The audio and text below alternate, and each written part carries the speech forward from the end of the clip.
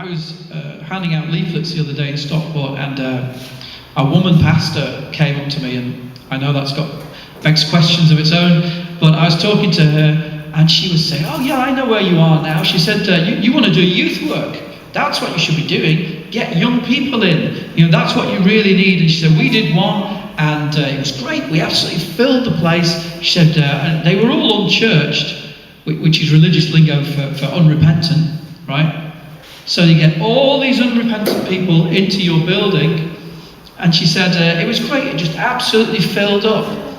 And so the problem is, when someone considers doing a youth work, they don't go to the Bible. This is my experience. If you know different, then that's fair enough. But I've been in a few churches, but this is the way they do it. They don't go to the Bible. They say, right, we need to get some young people in, so what do young people like? That's how they start doing it. What do young people like to do? Well, they like loud music. So they can have some loud music, get some loud music in, and make it a bit like a club. In fact, we'll call it a club. And then, we'll have some flashing lights and stuff like that. And perhaps some of that, that sort of hip-hop graffiti down the side of the walls, make them feel at home. And then, of course, there's the younger ones. Well, what we're going to do with we want some younger children to come in as well, not just teenagers.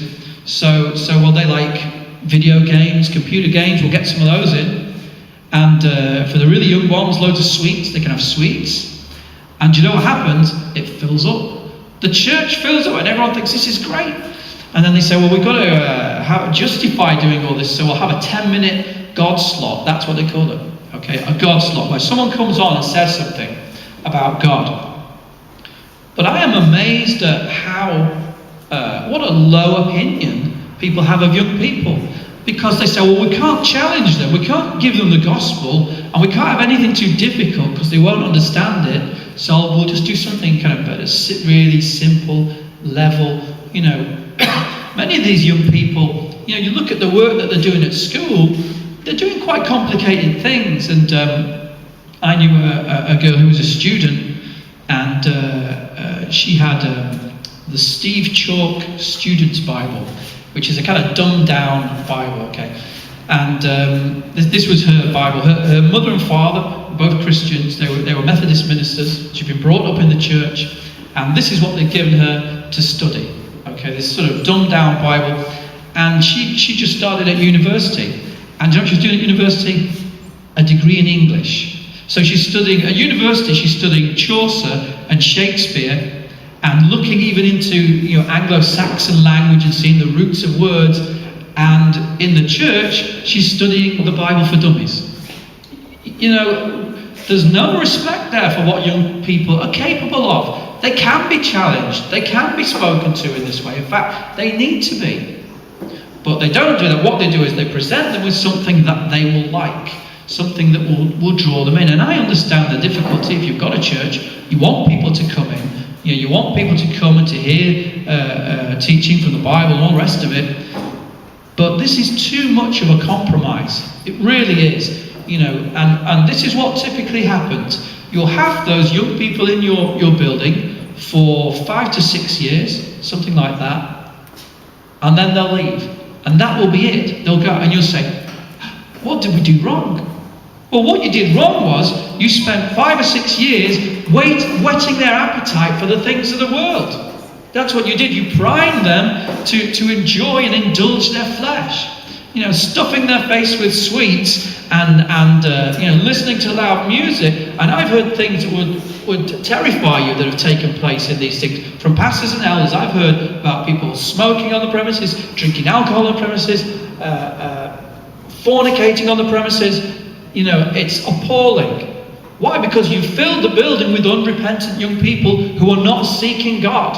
These are people who aren't searching for God. These are people who you've offered the things of the world to. They said, yeah, that's what we like. That's what we like to do, so we'll do it until we're old enough to go to the pubs and the clubs, and then bye, we're off. And that's what's happening. People are coming in, and they're indulging their flesh with these things, and then once you've whetted their appetite for it, they want to leave and they want to go into the wide world and enjoy it more fully.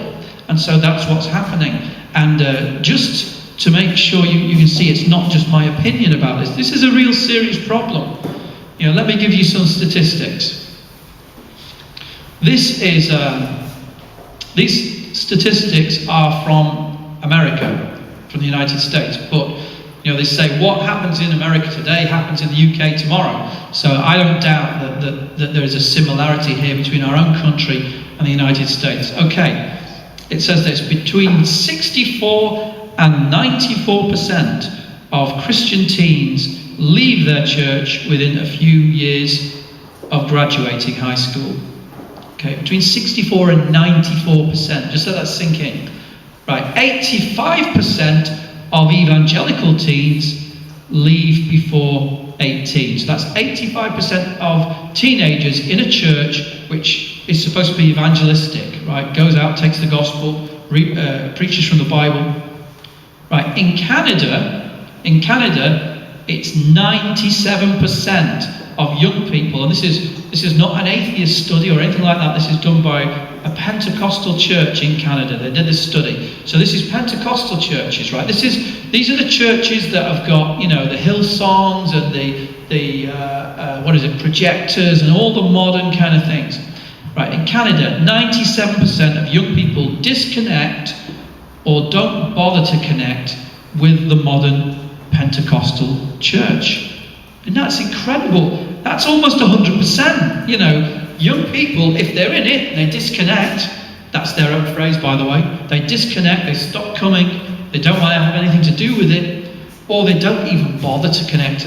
Now they're going out of their way. They've got modern music, they've got, the cool worship leader and the Armani jeans, and they've got everything that's young people are supposed to like.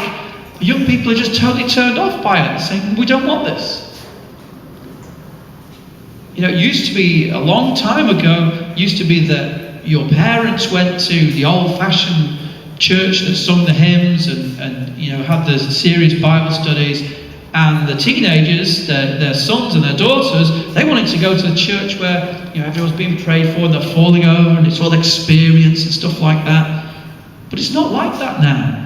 The parents might quite as easily be going to that kind of church themselves. They might go to the church that's got all the modern music and all this kind of stuff. But what's happening because of the internet and things like that, young people now are able to access the kind of teaching that perhaps they wouldn't have done years ago. And so they're accessing people like Paul Washer. Now, I don't agree with everything that he says, but he's a fairly young guy and he's representing a much older kind of Christianity. He's more like they used to be years ago. He's serious, he's looking at the Bible, and this kind of thing. Dave Hunt is another one. But, these young people are accessing the kind of teaching that they wouldn't have done before. And I'm not suggesting, by the way, that this is en masse in any way. There's just, some are doing it.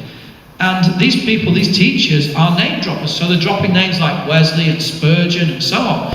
And the younger people are now saying, well, hang on, what did these old guys believe? What did they preach? And they're finding a Christianity that is far more radical and challenging than they're getting in their own churches. And they're saying, hey, why aren't we having this? Why aren't we receiving this kind of teaching?